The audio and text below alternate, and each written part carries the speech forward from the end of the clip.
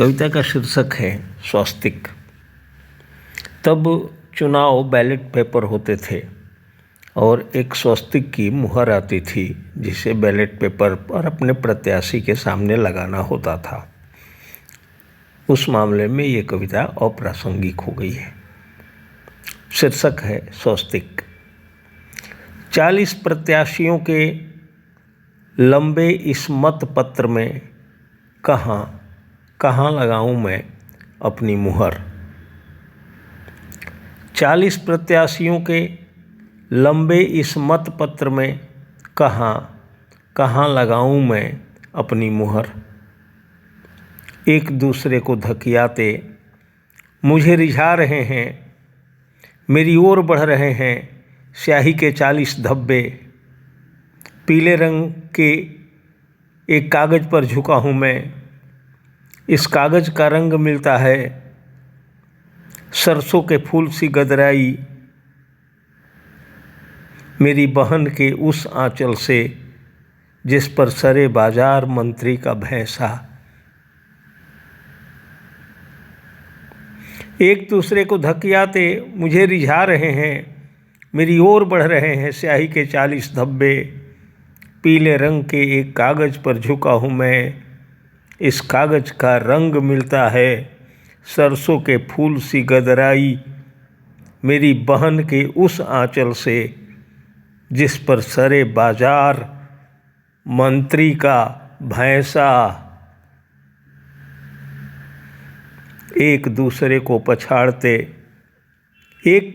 पछाड़ते मुझे डरा रहे हैं, मेरी ओर बढ़ रहे हैं अपनी अपनी आकृतियों में हथियार बंद।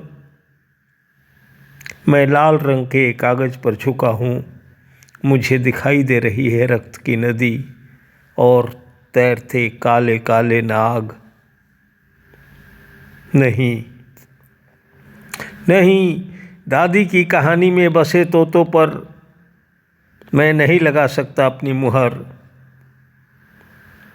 नहीं, दादी के कहानी में बसे तोतों पर मैं नहीं लगा सकता अपनी मुहर, जो रहते हैं 7 समंदर पार, जहाँ बसते हैं राक्षस के प्राण, जो हर लेते हैं राजकुमारी को।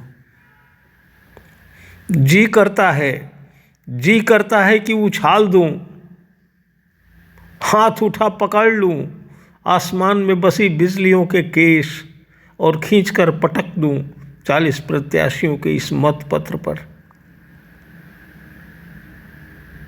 मैं तो चाहता हूँ जीवन और सकून से लबालब, सरसों के फूल और नवजात के नाभिनाल सा धड़कता हुआ एक निशान, एक मामूली सा नाम जिस पर फिलहाल यकीन किया जा सके, एक रास्ता जो मेरी किताबों मेरे खेतों से चलकर आया हो।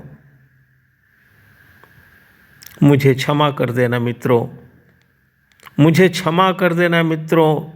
40 प्रत्याशियों 40 प्रतीक चिन्हों से लदे इस मत पत्र में खाली है वह जगह जहाँ रोप सकूँ मैं अपना पवित्र स्वस्तिक।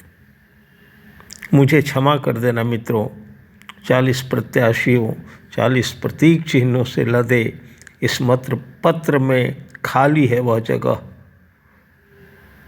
जहाँ रोप सकूँ मैं अपना पवित्र स्वस्तिक।